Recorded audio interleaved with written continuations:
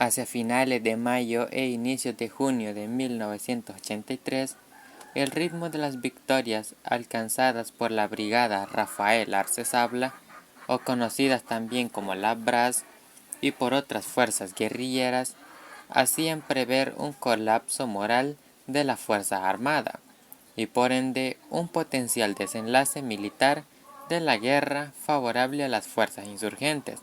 Pero ustedes se preguntarán, Anthony, ¿que la antena no se tomó en 1984? Pues lo que pasa es que se la tomaron dos veces. La primera vez fue en mayo de 1983 y la otra en 1984, y del cual hoy hablaremos de la primera toma. ¿Te interesa conocer la historia de la toma de la antena de Cacahuatique y el Cerro Pacayal? Entonces prepárate, porque en Historia Cuscatleca te contaremos todo sobre la toma de la antena de 1983. Pero antes de empezar, no olvides de suscribirte y darle like al video, así nos puedes motivar a hacer más contenido histórico salvadoreño.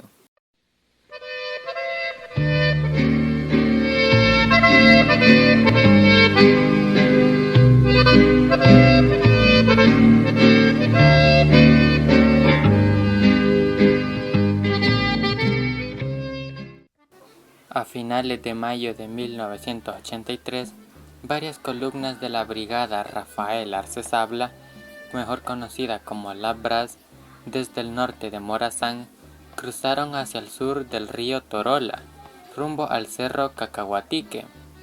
La misión debía ser cumplida al amanecer del 30 de mayo de ese año, que era el asalto, la toma y destrucción del centro de comunicaciones, incluyendo las dos antenas, una de las misiones más complicadas en el tiempo de la existencia de la BRAS. Una batalla en la que hubo imprevistos de peso, que solo por la experiencia y entrega de su estructura de mandos y combatientes fue posible solventar con éxito, derrotando la tecnología de punta aplicada en aquella posición por el grupo de asesores estadounidenses que entrenaban a la Fuerza Armada del Salvador, conocida como la FAES, en la franja nororiental donde los guerrilleros habían barrido con todas las posiciones del ejército. Solo quedaba la base militar de la antena, en la máxima altura del cerro de Cacahuatique y el cerro Pacayal. Se trataba de un centro de comunicaciones protegido por un complejo diseño defensivo.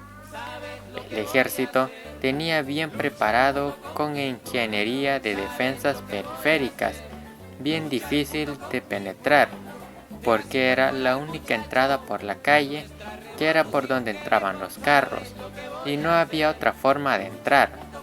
Era el único lugar por donde no habían campos minados ni obstáculos militares para entrar. Todo lo demás estaba cubierto por minas y obstáculos militares. Habían alambres de púas por todo el terreno periférico.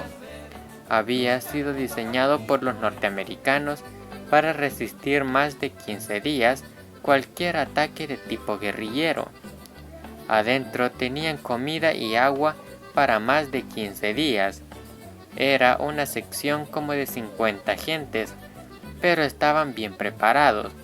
Todo estaba integrado, así se creía en la planificación, la topografía del cerro, exploraciones, información de inteligencia, los mandos que además de conocer el terreno, habían sido instruidos por una maqueta elaborada con maestría de profesional o artista por Charlie y Tom Pelón.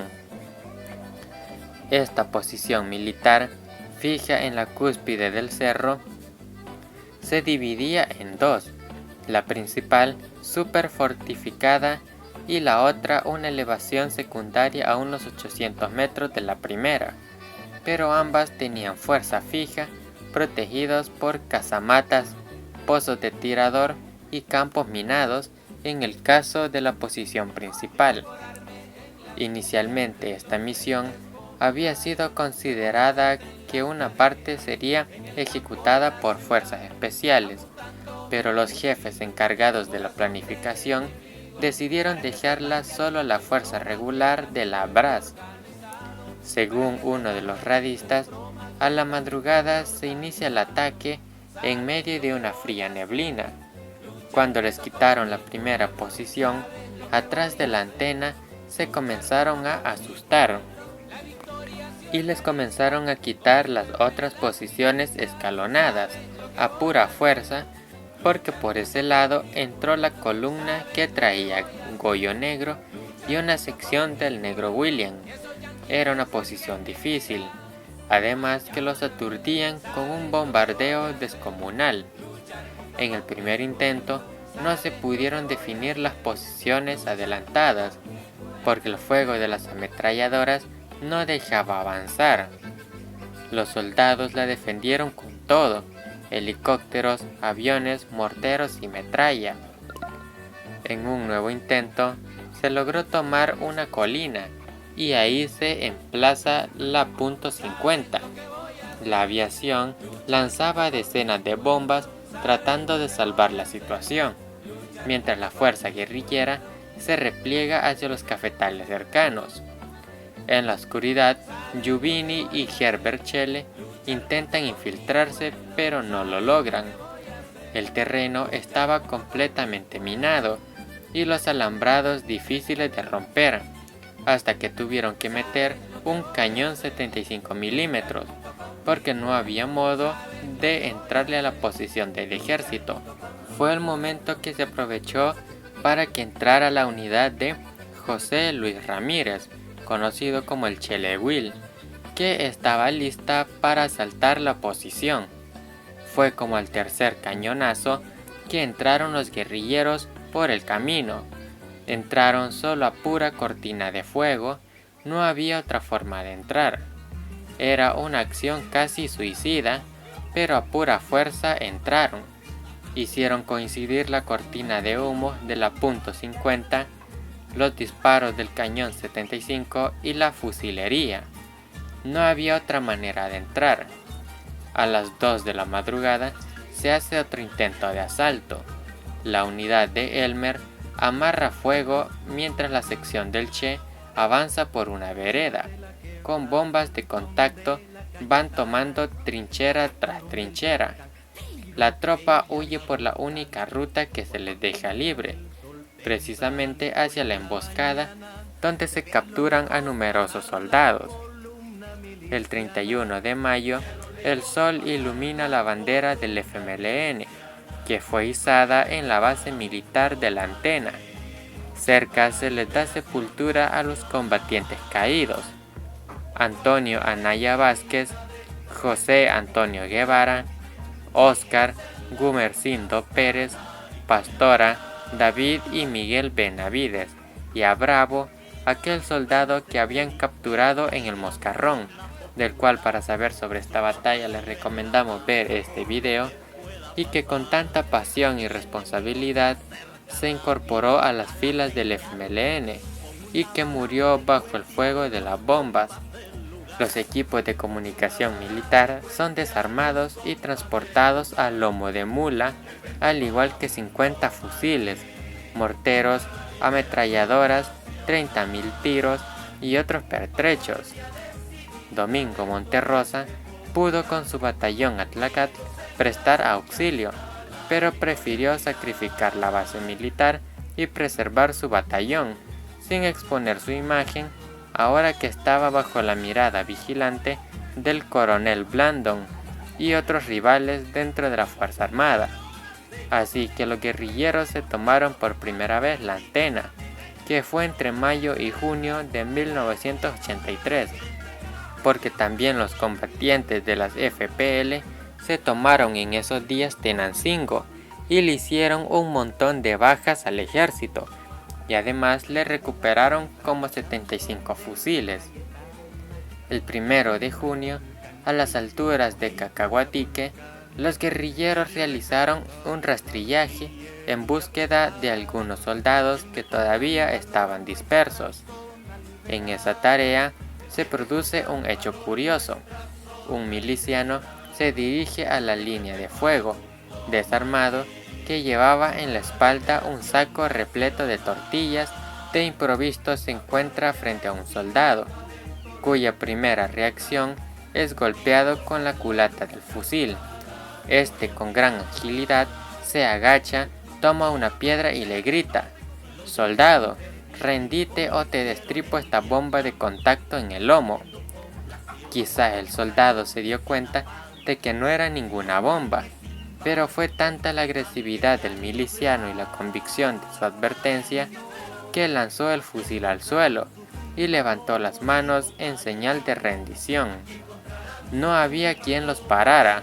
Si los dichosos gringos no intervienen en esos días, se gana la guerra militarmente. Aquella acción fue una de las más terribles de la Brás. La guerrilla ya tenía ocupadas todas las posiciones y no podían definir la posición. Ahí lo que había era una repetidora de las comunicaciones militares del ejército, que era estratégica para ellos. La principal altura de Morazán y el corazón de las comunicaciones militares de Oriente. Julio y agosto de 1983 fueron los meses más tranquilos de la guerra. Era como el preludio de una tormenta.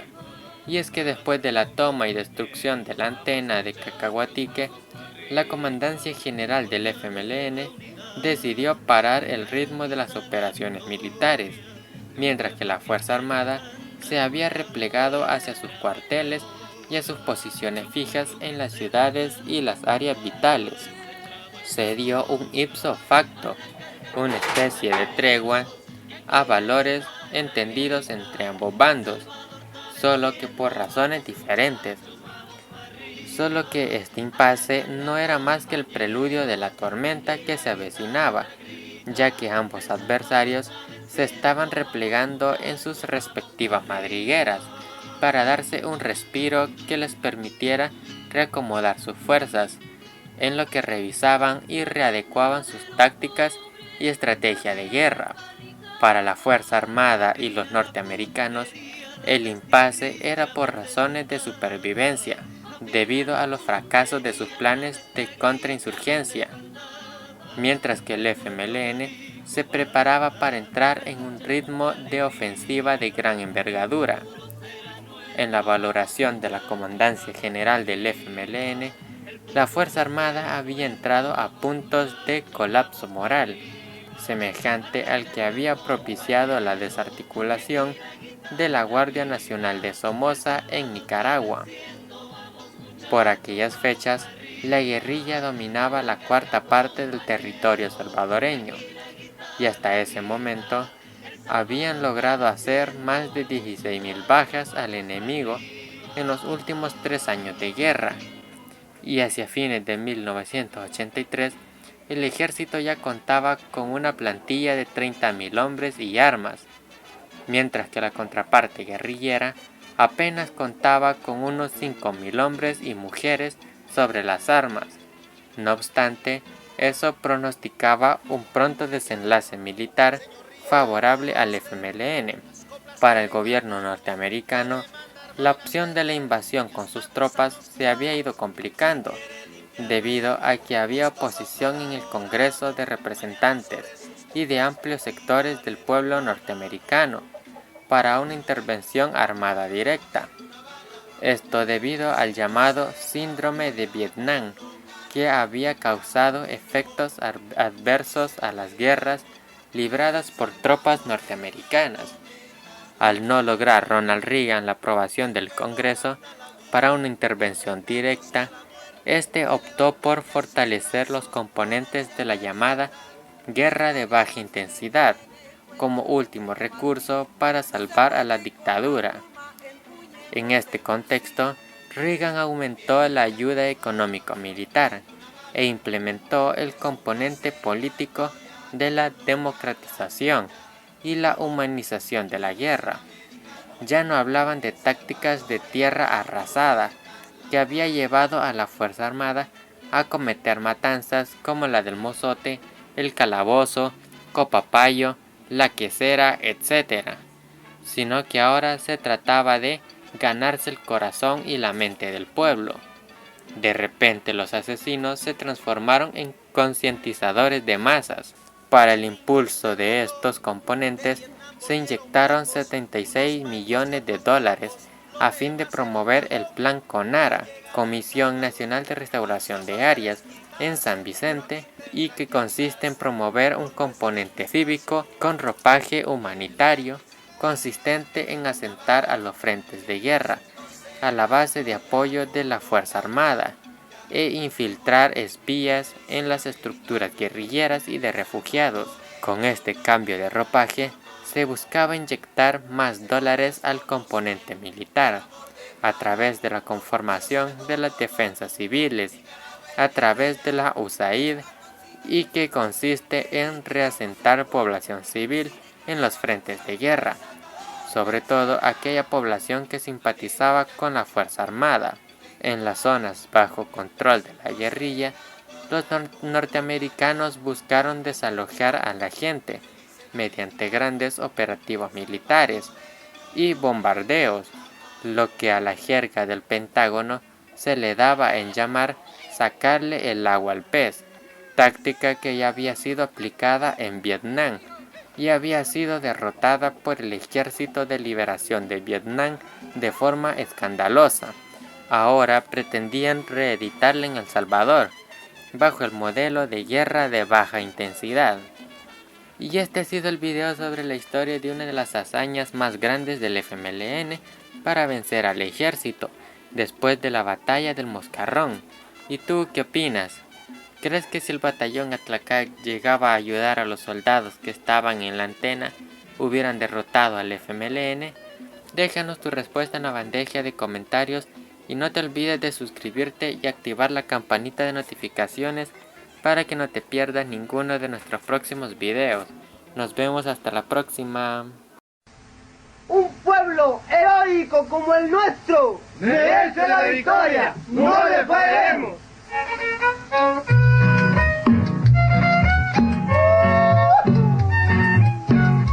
A ver, combatientes, aviéntese, compadre.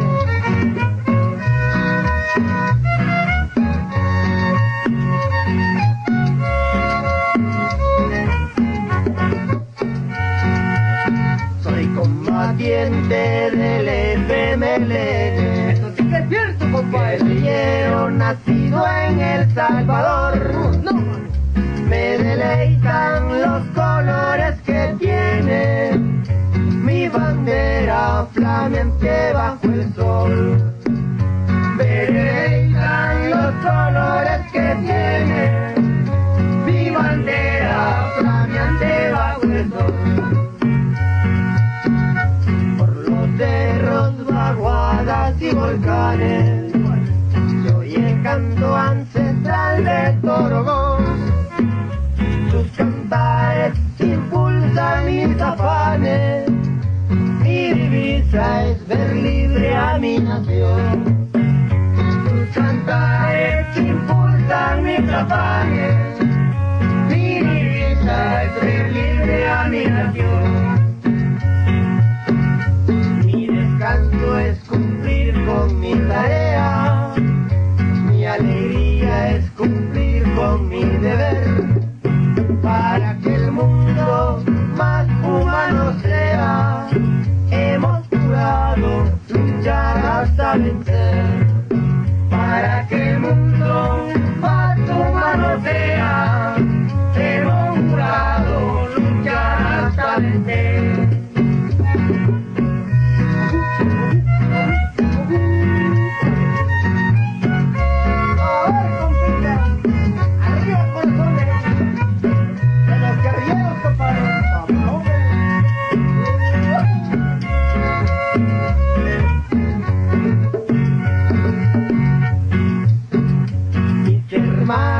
Son los trabajadores que combaten la necia explotación. Mi familia es todo el pueblo pobre, mi madrecita es la revolución. Mi familia es todo el pueblo pobre, mi madrecita es la revolución.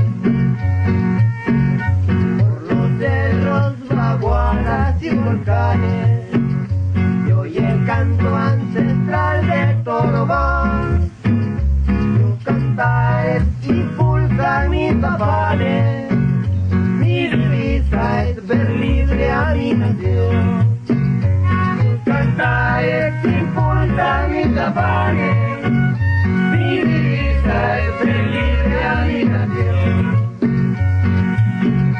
Mi descanso es cumplir con mi tarea, mi alegría es cumplir con mi deber.